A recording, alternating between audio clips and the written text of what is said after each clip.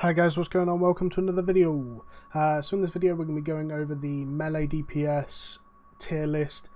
I just want to point out, just a disclaimer before anything else, this is an opinionated tier list in that it is my opinion. I've had a couple of conversations with people, however this is my opinion. That doesn't mean that anything I say you have to agree with. Feel free to leave your comments below with any disagreements or anything I've missed. More than happy to have conversations about it, to discuss it. But yeah, I just wanted to point out, because some people questioned it when I did my support one yesterday, that some of the things I didn't agree with, or some of them I might have over sort of stated. I'm all for having the conversation.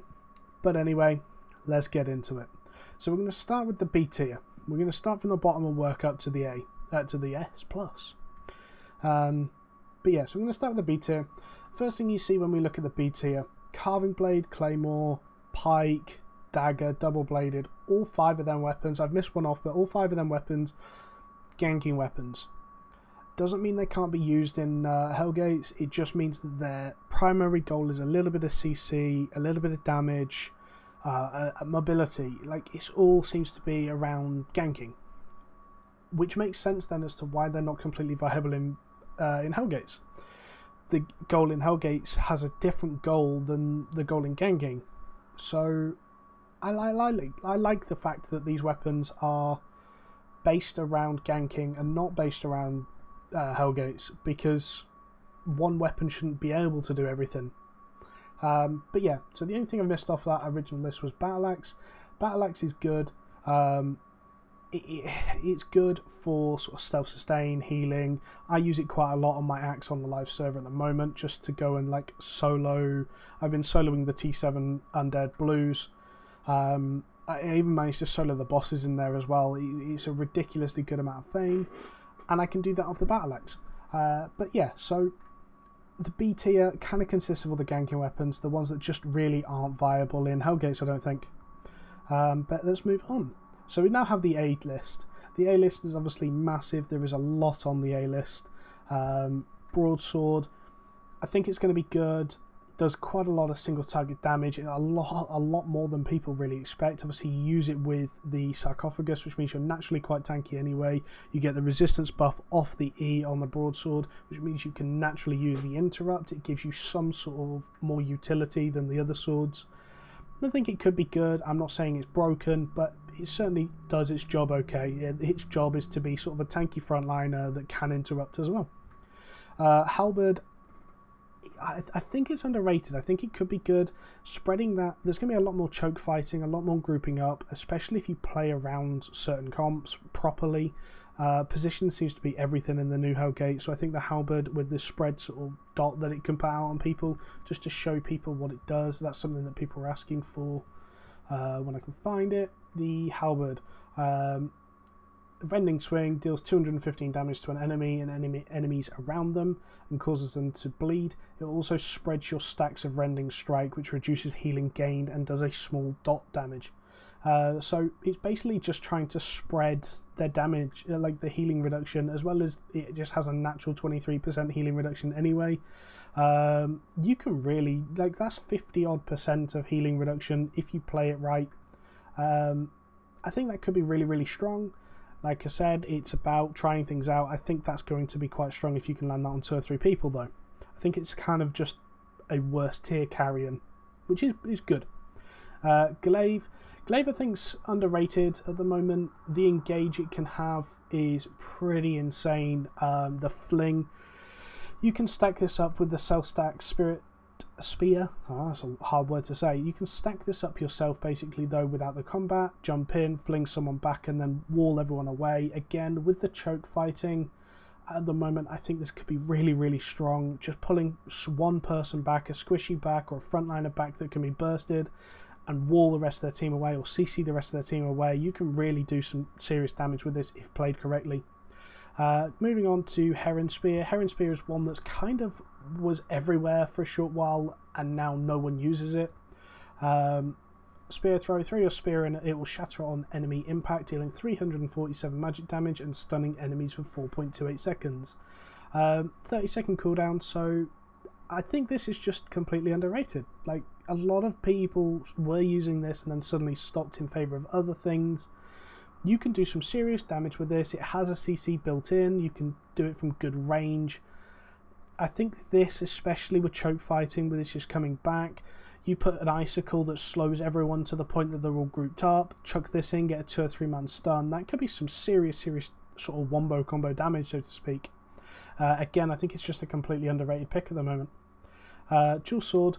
Dual Swords at the moment have had their buff. They have received their buff on the staging server, which makes them actually viable now. Jumping blades, jump to a ground target destination and deal physical damage to all enemies around you in a 4 meter radius. An additional 3% of enemies' max health will be dealt as direct damage, only against players. And then the more stacks you have, the more damage it does. This at tier 4 does 556 damage, and then obviously the 3% max health against players. This potentially means you're hitting well over 600 on a tier 4. That's pretty nuts. I'm in tier like 6.1 gear now, and I'm still only got 1700 health. You can be hitting for a serious amount. Obviously it's an engage in itself that you have to jump in to do it. It isn't telegraphed, which makes it a lot harder to dodge, easier to hit. I think Dual Swords just should be in a really good place, to be honest, in the next patch. Spear. Again, Spear's another underrated option. Spear basically does what Dual Swords does, with a slight twist on it, but not much. So let's actually read through this. Charges towards an area, dealing damage to an enemies in a 4 meter radius on impact. Obviously the damage increases based on your stacks. So you can stack this back the same as you would on a Dual Sword. You'd stack this on the front line and then dive into their back line with damage pretty similar to what the Dual Swords was going to do. So I think Spear could actually be a viable option to be a tankier Dual Swords. Haven't really played around it. I think it could be good for like niche pick, for that AoE sort of damage pick. Could be good. I think it definitely deserves a place on the tier list though. Black Monk Staff. I'm going to link this in with Spirit Hunter as well. Black Monk Staff and Spirit Hunter both have good engages. I just think good engages are going to be a big thing in the Hellgates. You can play around chokes. Again, Spirit Hunter, for the same reason as a glaive, you can pull someone back, win all the rest of the team on a choke, and that's that fight pretty much done and dusted. Black Monk Staff, they have to run up the choke. You can pull them all together, wombo them down. I think both of them together share a similar sort of just engage weapons. Anything that relies around choke fighting is going to be really strong this patch. Dual Daggers. Dual Daggers are underrated completely. The nerf came in a little while ago on a previous patch and everyone just dropped them immediately. I've been playing around with Dual Daggers on my challenge character. He's now up to around tier 6. I went out ganking in the black zone the other day and actually managed to pretty much one-shot somebody. Like, they are completely underrated. They do a lot of damage. Not quite as much as before, and the dot certainly changes their playstyle a bit, but you can do a lot with Dual Daggers if you play around with them and you're smart with them. I think they're not the strongest in the world, but they're certainly not the weakest. I've put Claws on here. I'm not sure how Claws are going to play out. Claws potentially could be amazingly strong to counter. I'm actually going to show you just what Claws do when I can find where the daggers are. There we go. So Disembowel. While channeling, you root the enemy, cancel enemy spellcasting, and repeatedly deal 83 damage for up to 10 hits. After the first hit, the enemy receives an additional 117 bleed damage per second for 3 seconds. Any shield abilities on the target are broken. So Claws is going to do a lot of single target damage, stop the enemy from casting, and remove any shields on the target.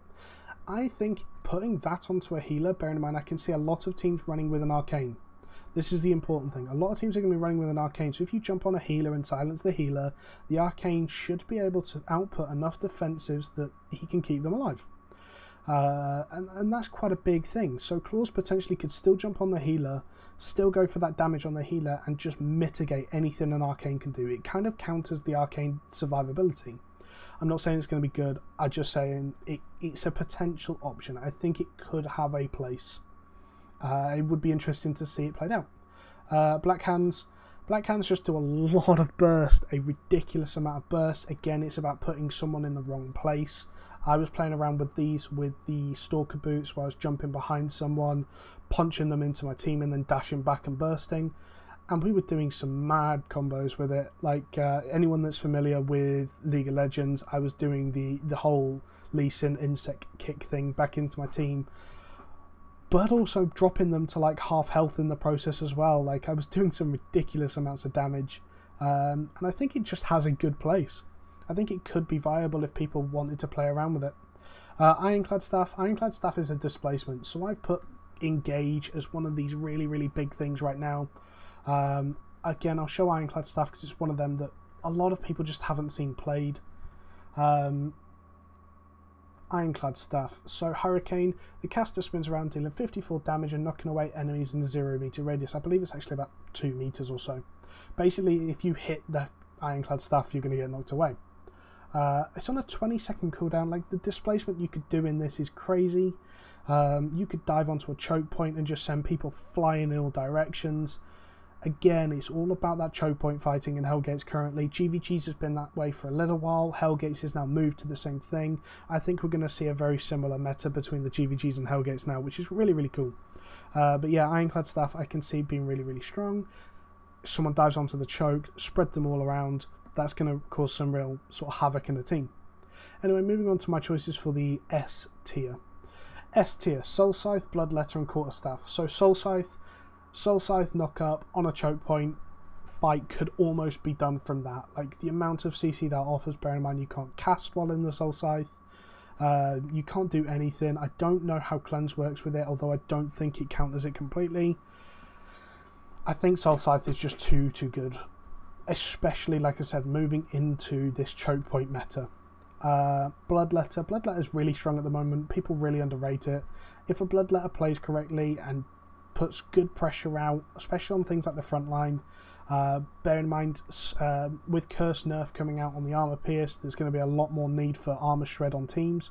Bloodletter fills that role. He has the healing reduction if he can jump onto a healer, and then he's got that execute. If anyone drops below 40%, they're pretty much dead. I believe it's 40% anyway. Let's actually go and have a look at Bloodletter. There you go, so below 40%, that's an 800 hit on a tier 4. Like, on the higher tiers, that's just going to be a one-shot, and I think that's... Like, Bloodletter offers utility on everything. They offer the resistance debuff, the healing debuff, and then the execute. That's pretty strong. Quarterstaff. Quarterstaff is one that I am 100% not sure of. So let's actually have a look at what Quarterstaff does. The E has been changed. Directly attacks a single enemy who gets rooted for 9 seconds. Takes 190 damage, and any other enemies in 5 meter radius will be knocked away by 12 meters. If you play this right, you completely separate someone from their team. Like, that's insane. Everyone groups up to do on a Great Holy Staff to heal. You can use that on the healer, and it's going to knock everyone else away from that heal. That's really strong. Again, we're going to go back to it. Choke point fighting. Imagine knocking like someone on the head with that. Everyone else gets knocked away. You've got that one person locked down. You can CC the choke. I think Quarterstaff should be something that we see played in the next patch. I think it could be really strong. And finally, people are going to judge me for the S+ tier. I can already see it happening, but we're going to go into it anyway. Carrion / Scythe and Clarent Blade. So let's talk about the Carrion / Scythe. Almost every major team that I've spoken to at the moment has some sort of either Carrion or Scythe, typically Scythe, just for the healing reduction, the armor shred, and the AoE pressure they kick out. Just to actually show you some of the higher tier damage that he gets off from a Soul Scythe, for an Infernal Scythe, sorry, that's 322 hits twice, and then the bleed on top of that. You're going to be hitting for just a flat 800, 900 damage just by walking into a team, and that's on every player you hit. That's pretty insane. Again, choke point fighting, I'm going to keep saying it, but choke point fighting, you can walk into a team, you're going to be hitting 2 or 3 people with that every time if you play correctly. Carrion, they're pushing up a choke. You've got that Morgana Raven just to cause so much pressure. The healing reduction, it can pretty much counter a push on its own. Every team's running one at the moment. It is really strong. I think people are underrating them. and underusing them. They should be in every team right now. And Clarent Blade. People have really questioned why I wanted to put this up in S+ still. It is a tankier version of Dual Sword that does a similar amount of damage. Still. After the nerfs. So, let's actually have a look. Dual Swords does 556 damage on a 15-second cooldown with a jump. And then obviously the 3% health. Max health cleave. Clarent does 15-second cooldown, 566 damage on a larger radius still. So Clarent is going to be hitting more targets for similar damage on the same cooldown with more tankiness. I can still see Clarent being the strongest of the swords. People have really questioned how dead is Clarent. Clarent is not dead. It is nerfed in line with what other things can do. It was too strong. For anyone that disagrees with me, it was too strong in the current meta, in the current patch.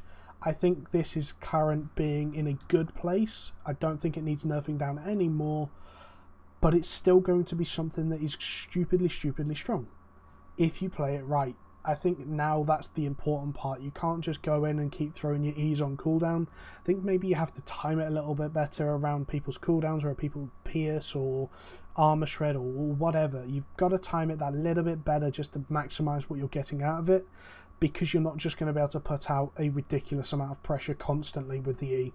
But anyway guys, that's the melee DPS meta guide for Hector. Please feel free to leave your opinions down below. I'm more than happy to read through them. I'll reply to every single one. Other than that guys, like, comment, subscribe, and catch you later. Goodbye.